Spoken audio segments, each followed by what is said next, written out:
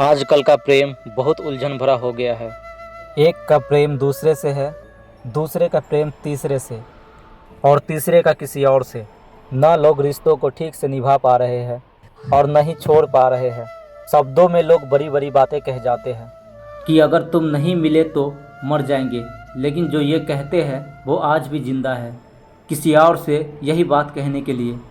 आजकल ये कह देना कि मुझे तुमसे बहुत प्रेम है, ये लाइन लोग सबसे कहते हैं, इसलिए इस बात को बहुत गंभीरता से मत लो।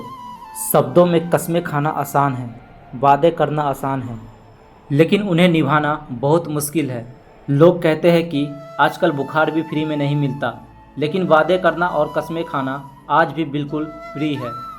हम ये नहीं कहते कि किसी पर भरोसा मत करो, हम बस इतना कहते हैं कि जो वो कहता है उसे सच मान लो।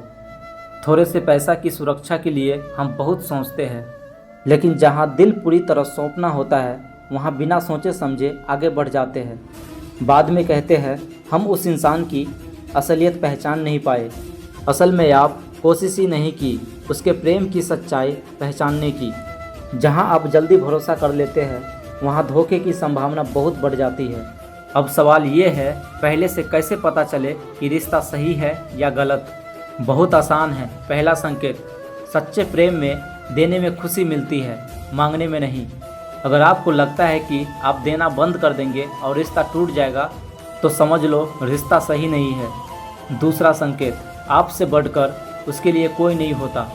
तीसरा संकेत, उसके साथ आप निश्चित रहते हैं या परेशान रहते हैं, खुश रहते हैं या हर समय रोते रहते हैं, सब कुछ हल्का लगता है या भारी। चौथा संकेत, वो आपसे सच बोलता है या झूठ, सब कुछ शेयर करता है या छुपाता है। जहाँ झूठ और लुका छिपी है वहाँ सच्चा प्रेम नहीं है।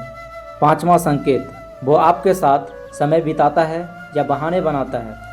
इन 5 बातों को अगर पहले से समझ लिया तो रिश्तों में चोट नहीं खाओगे। एक और चीज़ होती है जिसे हम कहते हैं आत्मा की आवाज़। वो पहले ही बता देती है कि सामने वाला सही है या गलत, लेकिन हम उस आवाज़ को सुनते नहीं क्योंकि मोह हमें अंधा कर देता है। अगर आप इन छोटी छोटी बातों को ध्यान रखेंगे तो कोई आपको तोड़ नहीं पाएगा, कोई आपका दिल नहीं दुखाएगा, क्योंकि आपको पहले से ही समझ आ गया। और हाँ, अगर वीडियो पसंद आए तो लाइक ज़रूर करें। धन्यवाद।